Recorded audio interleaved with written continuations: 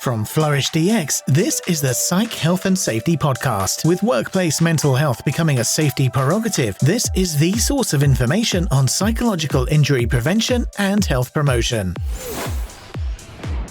Hi, and welcome to the Psych Health and Safety Podcast. My name is Jason and I'm one of the hosts of the show. The aim of the podcast is to rapidly increase the knowledge and application of psychological health and safety in workplaces worldwide. To help with this, we usually have regular guests from around the world who are leading the way in this important area, but today is another expert series episode. As regular listeners know, we don't usually talk about our product on the podcast, but in today's episode, we will be talking about our Psych Health and Safety Catalyst program. Make sure you stick around to the end of the podcast to hear how you can get involved in this program and possibly get to work with Alicia, Joelle, and myself. Woo! Woo! So with me to talk about the program, I have my regular co-host and Catalyst program architect, Joelle Mitchell. Hi, Jason. I can tell you wrote this intro today, Joelle. Architect. I was like, yeah, how douchey do I want to go with this? It's pretty douchey. Let's go up a level. I reckon it's an 8. An 8? An 8 out of 10? On a 9-point scale. Right, yeah. That's what I was going for. Yeah. Maximum douche. Nice. How are you today, Joelle? I am enjoying the ongoing office beautification works. Yeah, it's getting quite green. It is. We've got lots of pot plants. We've got a lovely couch with some very nice cushions and throws. And I came back from Singapore and we've got a pet. We do. Yeah. Yes, it's a fish. What's the fish's name? Rick. Rick the fish. Rick the fish. That's a good name for a fish. There's a story behind that. There is.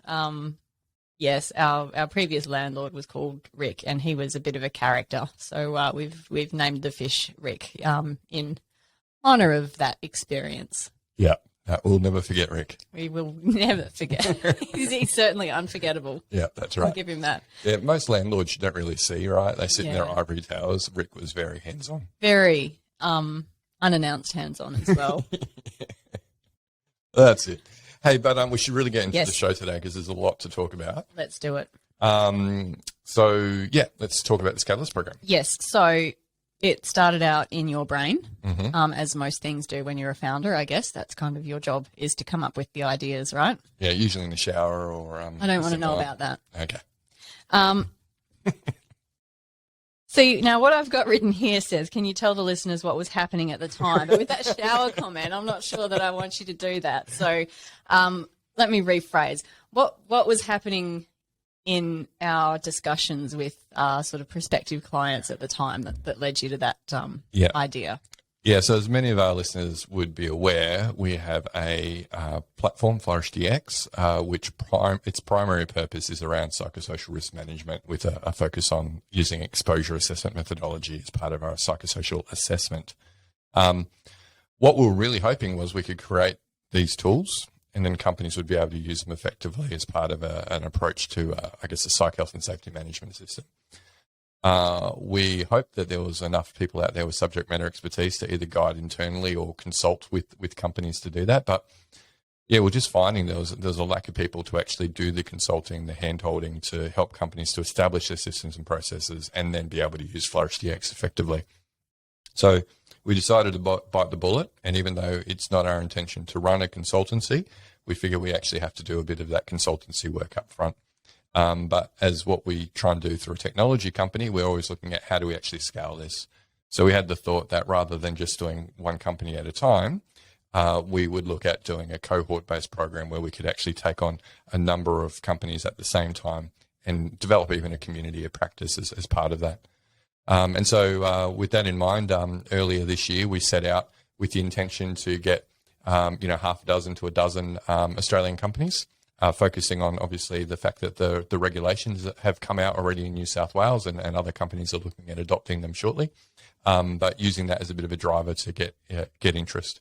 And really pleased that we had 7 companies, despite the very short notice, able to take us up on that.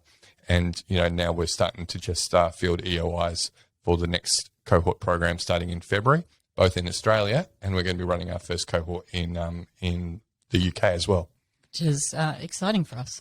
Yeah, and we've got a couple exciting for the UK. And got a couple of people who'll be joining our team there very shortly to be running that program. Which is very exciting for us. Very exciting. They're very good people. Yes. Also exciting for them. Yeah, friends of the show. Sure are. Yeah. So, Joelle, as the architect of the program, we're going to just start. I'm never going to live this one down. That's going to be your name. Joelle's the architect. Hey, architect.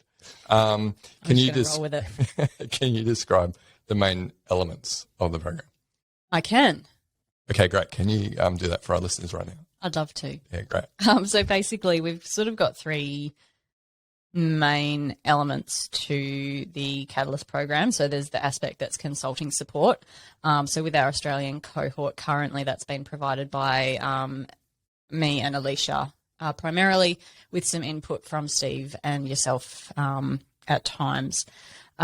We've also got FlourishDx licenses that are included in the package, and then the peer learning through community of practice sessions, which you mentioned before. So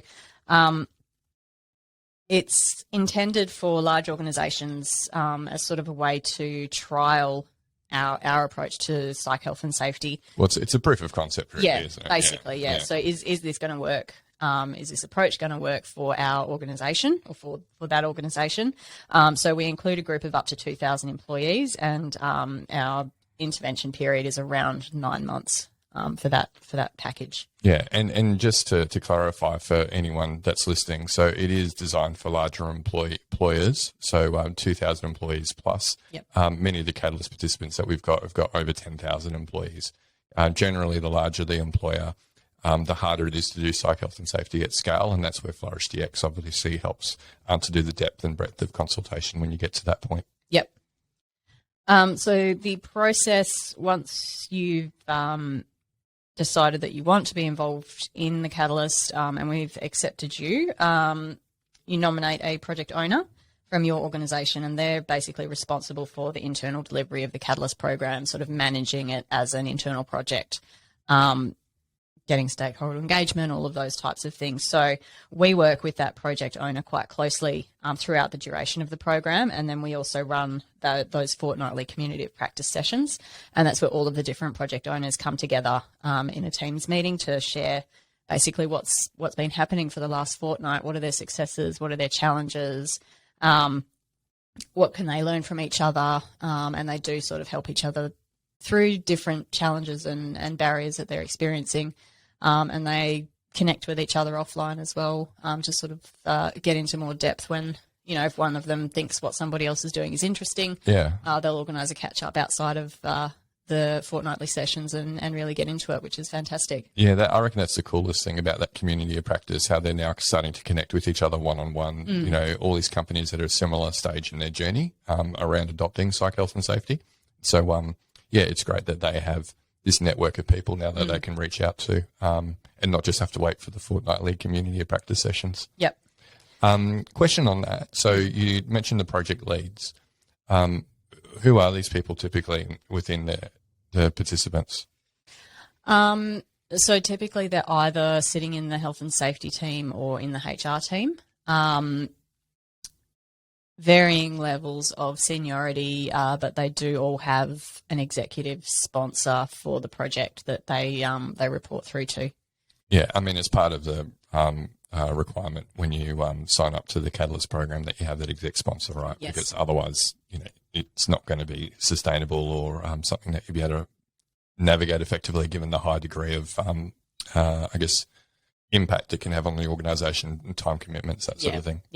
Yeah, absolutely. So it does vary, and I think it's good to have in those community of practice sessions. It is good to have that mix of disciplines as well, so they can sort of learn from each other, learn how to talk to each other, and sort of take those learnings back into their own organisations and apply that as well to improve communication between those groups that are often very siloed. Yeah, and I've got to say it probably works well then having you and Alicia as coordinating that community of practice, given you've got more of a background in health and safety and Alicia more in HR. Yeah, so, and that's how we've tended to approach that. So depending on who the project manager is for the organisation, it'll either be Alicia or myself who is their primary contact at Flourish. Yeah, cool. So then there's sort of three main phases to the program. So phase one is fairly, we do, I guess, fairly intensive one-on-one work with each of the project owners to help them develop their implementation plan, the evaluation framework for the program, which is really important, their stakeholder engagement strategy, and their internal communication strategy. So we also will use our mental health benchmarking tool. So we facilitate a group session going through that mental health benchmarking tool.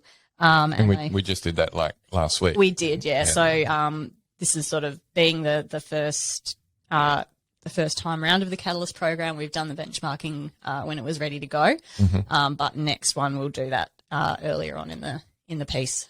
So that will sort of happen more in the front end. It was cool to hear from the community. That was the first community practice session I've been in, and there was a lot of interest in doing the benchmark at the beginning and then at the end. Yeah. And we really hope to we definitely will, because otherwise it will be a spectacular failure if companies aren't improving in the prevent harm section. Yeah. That's a big focus of the program. Yeah. Well, that's the whole point of the program.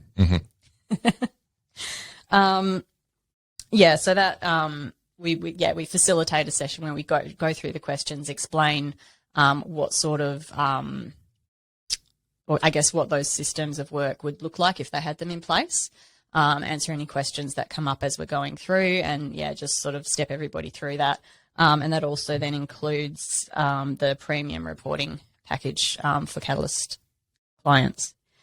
So that's phase one. It's really all just sort of planning and mapping out and getting ready to go. Phase two is our Train the Trainer program. So I think, we've had this discussion with lots of people on the podcast and outside of the podcast around, what is the upskilling that's required to be able to embed psych health and safety as part of your business as usual approach. And so what we've done here is developed some training that our Catalyst participants can basically have ownership of. So we do the one Train the Trainer delivery, and then they've essentially got internal trainers able to then deploy this training on an ongoing basis within their organisation. But it's targeting their health and safety team, their HR team, and their injury management team. And these we see as the critical pillars in an organisation in terms of actually making sure that the psych health and safety approach is not only embedded in the management system elements that it needs to be, but that it's also maintained and that action is sort of assigned as appropriate. Yeah, and I do like the Train the Trainer model because we really, at the end of the day, are trying to make companies self-sufficient and not reliant on expensive consultants to be able to do this well. What are the challenges, though? Because obviously a company would then need to resource someone to deliver the Train the Trainer to the other functional teams and to line managers. Yeah, so from that perspective, you can't just have your one project manager and expect them to be able to do everything. They're sort of coordinating, but they do still need, support from other areas. So this sort of comes back to what we'll look at in the actual sort of implementation planning stage is how do you actually want to do this? Do you want to roll this training out to your whole HR team, to your whole health and safety team? Do you want to just have a couple of people who are sort of your dedicated psych health and safety positions or functions in those teams?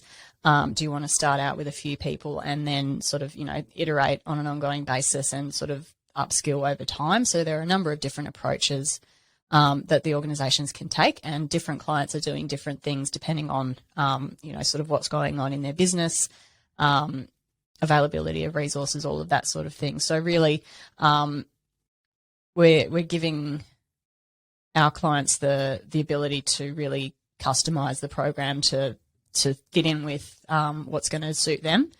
And so even as far as the actual training itself, so we provide them with, the full slide decks and the facilitators guides. We've also written scripts for you, Jason, where we've done, basically the same as our 45,003 Academy, with you essentially delivering that training to camera. And we've made those videos available to them as well. So they've got a lot of different options available for how they're actually going to deploy that. So do they want to just push those videos as e-learning and then do sort of practical workshops around that?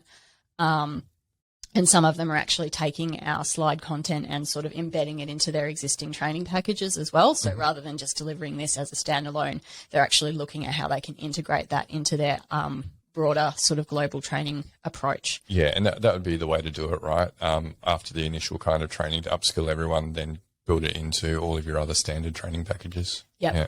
And so again, it's all about just giving them the tools and the resources that they can then embed it into the business in the way that's going to make the most sense for them. Yeah. What's the time commitment for the participants, either at a functional team level or line manager, to go through the training with someone internally running it?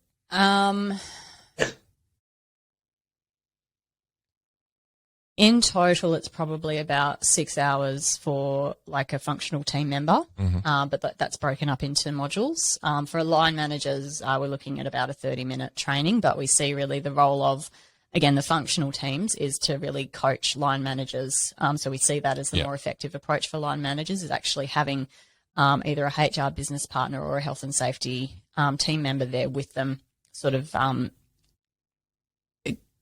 helping them through that process and getting them to a point where they're confident and competent to do it themselves. Yeah, and I guess that's deliberate. Like, line managers need to know so much these days, so we don't want to overwhelm them with too much information. But really, the functional team are there to support the line managers in this.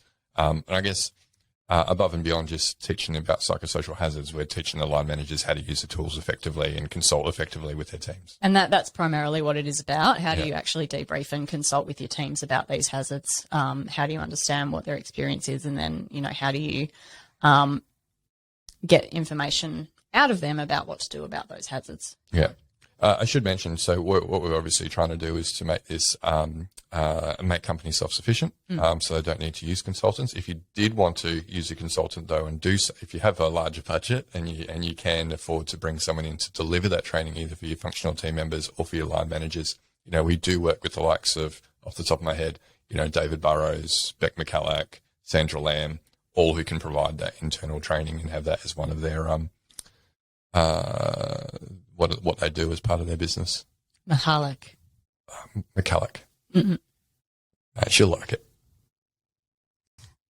She's been called worse, I'm sure. I'm sure that she has, but she congratulated me on the correct pronunciation of her name in the last podcast. So how did that make you feel, Joelle? It made me feel glad that I asked her how to pronounce her name correctly before we started. I prefer to guess. We've established that. And then double down even when you're wrong, apparently. Yeah, that's my MO, isn't it? Yeah. Sure is. Yeah, cool. All right, what's phase? So we talked about the first that's phases. phase 2. So phase 3 then is we actually go through the first cycle of the risk management process using the FlourishDx tools. So identifying hazards, assessing risks, and then we provide support for those teams then to do sort of the debriefing and action planning workshops and get to a point where they've got an action plan developed ready to implement. And so that's sort of when we step back and leave them to really get on with it. Yep. So for companies who, like obviously we're trying to give as much support to the functional teams and whoever's going to be running the workshops and, developing the action plans. What's the level of support that's given in that area? Look, it's really as much as they need. Ideally we would want to, if they want us to, we're happy to we'd rather sit in the background as a safety net rather than actively facilitate. We want them to actually do the active facilitation. Yep. And that's part of also what's built into the train the trainer sessions is the fourth module is actually a practical workshop where they do actually facilitate a session based on their own data that they've provided as sort of a test run. Yep. So it's a little bit of learning by doing, and so we want them to actually facilitate, but we are there basically to help them out if they get stuck. If there's curly questions that come up, we're sort of there to help out with that sort of thing, but we don't want to be doing the facilitation for them. It's very much about getting them upskilled and confident and able to do that themselves. Yeah. So that's valuable. And I guess one of the things we don't want them to do is to go, well, we've had this consultant in, they've done the workshops for us, these are the recommendations, and do it once. We want them to have those skills, right, so that they can do it themselves as often as needed. Yeah, absolutely. And so I guess one of the other things that's been really good about working with this initial cohort is that we have been sort of making changes to the program as we've gone along. So, for example, with some of the training content where they've had feedback that they'd like, an example here, or that, this content would be better, we've actually made those changes sort of live as we've been going along. And so we will continue, I think, to refine the program as we progress with future cohorts as well. So really trying to make it, really fit for purpose, almost sort of co-designed with our clients as we're going along. Yeah, great. So we've got 7 companies participating, and they're all from different industries as well, right? Mm-hmm. Yeah. So let's talk about those companies that are represented in the industries that they represent. Yeah. So if we step back and sort of think about when we first actually said, all right, let's do this, and then we sort of went to market with it, if you like. What was that? What was the feedback like? What was the initial response? Yeah, no, that's probably worthwhile touching on first. So we didn't give ourselves a lot of runway to actually onboard. I think it was about 3 months, and anyone who works for a large enterprise and the bureaucracy that you have to go through to get something approved of this scale, it can be quite difficult. So we're really stoked to get 7 companies, but we had about 20 that said they couldn't move that quickly, and they were interested in future cohorts. So that's why we knew, we're onto something where this is fulfilling a need, I guess, that companies have to upskill themselves and develop their psych health and safety management systems, particularly in Australia with the regulatory changes, but also internationally with things like ISO 45003. There's a lot of companies that are seeing that as aspirational and want to work towards that. So to date, we've actually gone out to now, because we've been talking to other companies, over 30 companies for the next cohort, but obviously opening it up now to our broader network and listeners of the podcast as well, if they're interested. Yep. So the first cohort included AMP, Bupa, Mirvac, South Australia Health, South 32, Swinburne University, and Xero. And we've actually got, there was one that wasn't quick enough to move, but have come on as an out-of-cohort program as well. Yeah, so that's the Bendigo Kangan Institute, which is a TAFE, essentially. Yeah. So, they're all, in different kind of industries. Very different industries, yeah. And I think that's been, again, to talk about the community of practice, what they're able to do there is establish a network that they probably wouldn't normally have access to because of that. I guess people tend to network within their industry.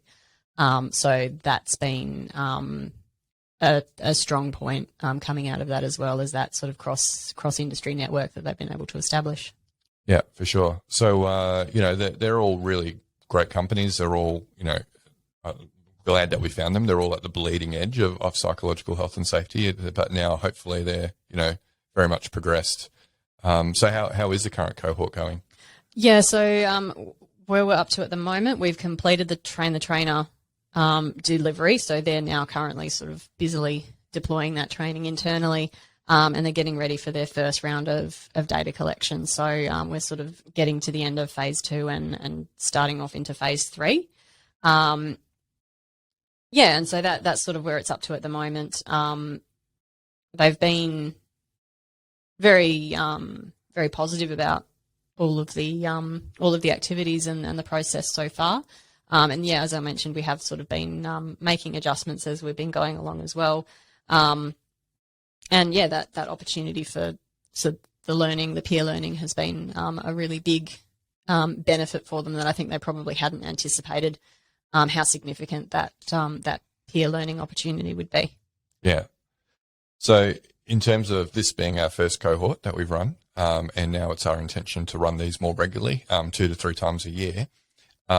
Any learnings that you've made from this first cohort that you're going to apply in the next cohort starting in February? Yeah, so one of the things that we had included this cohort, and probably because the benchmarking tool wasn't ready to go at the start, was that we were going to offer sort of a mini audit of their suite of documents, I suppose. And what we've found there is that it's, I guess, the amount of work versus the usefulness of the feedback that we're able to provide isn't a good trade-off. So we're removing that from any future scopes, but replacing it with a benchmarking tool, which is a much better use of everybody's time, really. And again, this group has been given that benchmarking exercise as well. It just it's further through the process than we will do in the future. So yeah, I guess that's an example of us giving something a go, realizing that it didn't really work very well, and so yeah, sort of changing the approach for the next go round. Yeah. One thing we haven't discussed yet, which I think is important, is that, as we're framing it as a large-scale proof of concept. So we want companies to be able to take this approach, given that they've updated their systems and processes, they've done a rollout with a couple of thousand employees, and then they should be able to scale it up to a whole of organization rollout very quickly after that, right? So as part of that, we're taking, we're collecting measures, beginning, middle, post, and a lot of those are health measures, looking at things like burnout, psychological distress, and so on. But we're also looking at organizational level metrics, right, that are important to the business. Yeah. So, if you're trying to create the business case, you need to align with what is of interest to your company, and especially at board and exec level. Yeah. So can you discuss that process? Yeah, and so again, that's something that sort of comes into phase one, where we're looking at the evaluation criteria for the Catalyst program. So we're not only looking for, changes in outcome data over time in terms of like burnout, distress, turnover intention, absenteeism, whatever those things might be, but also thinking about what's important to the exec. What are the outcomes that they would want to see from this type of program that would actually make it worthwhile for them and make them see it as a useful approach to take and a valuable investment to make in their business. And so that's going to look different for different businesses. Is retention the biggest concern?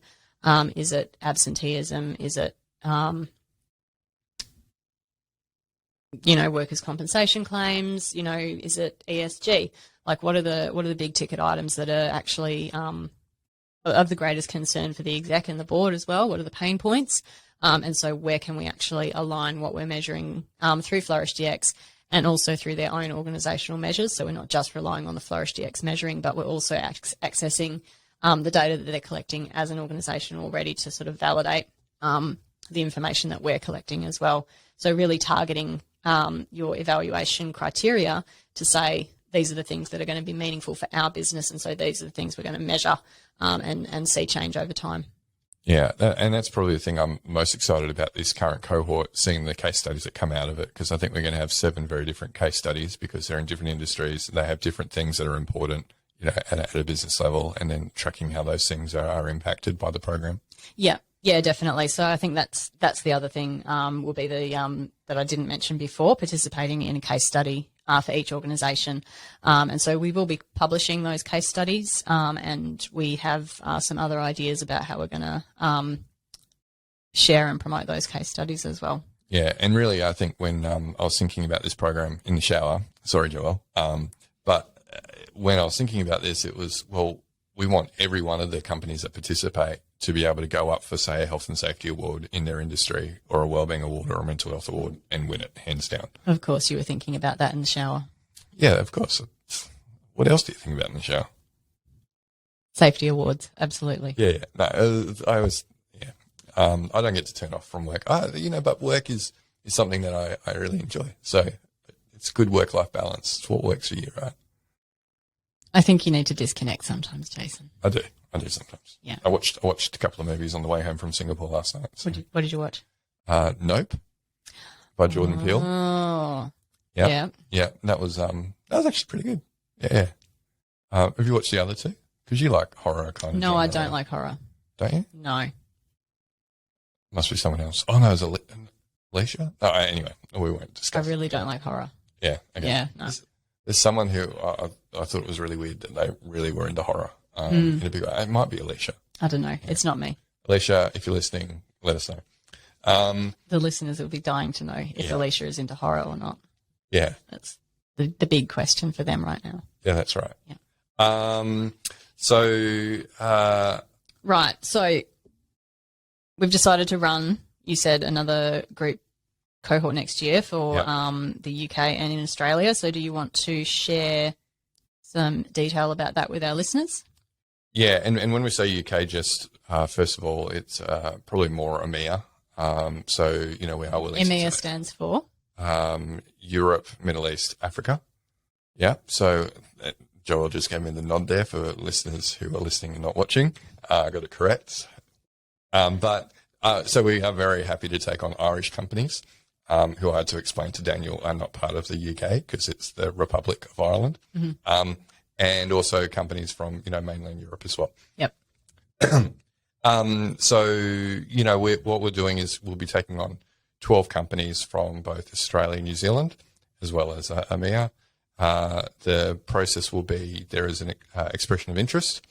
If, you can demonstrate that you've got that executive buy-in and you're willing to commit to the scope of works, then, we'll be looking forward to getting a cohort of 12 for each for a start by February.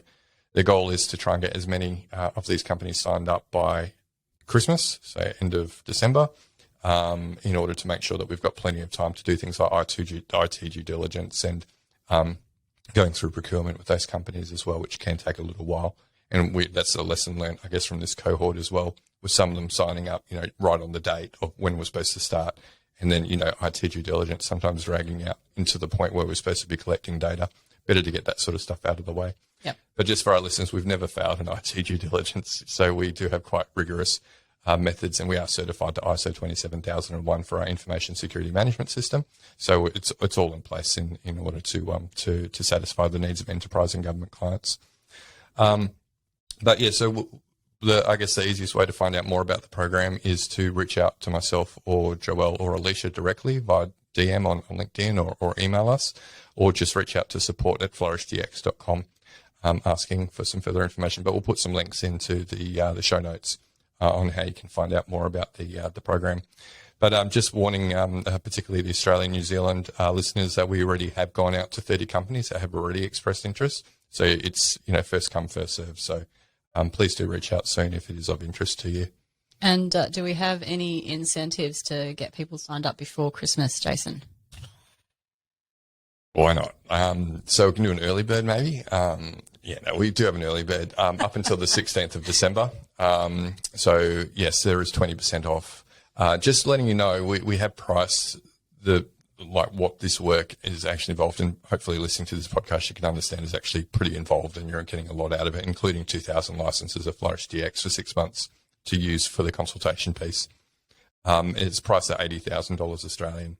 But what we're going to be doing, and this is probably the last time we run these sort of rates, because I think moving forward it's going to be our flagship program.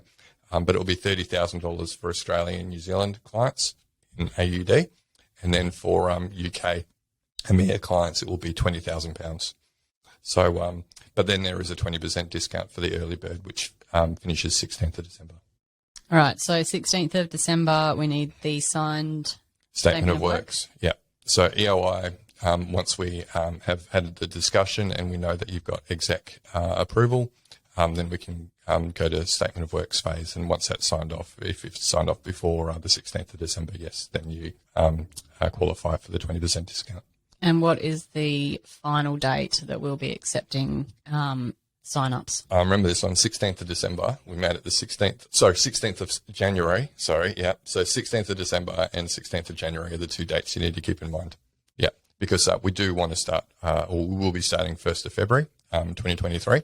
So, you need to be, obviously committed before that date in order to start with the rest of the cohort on the 1st. So there you have it, listeners.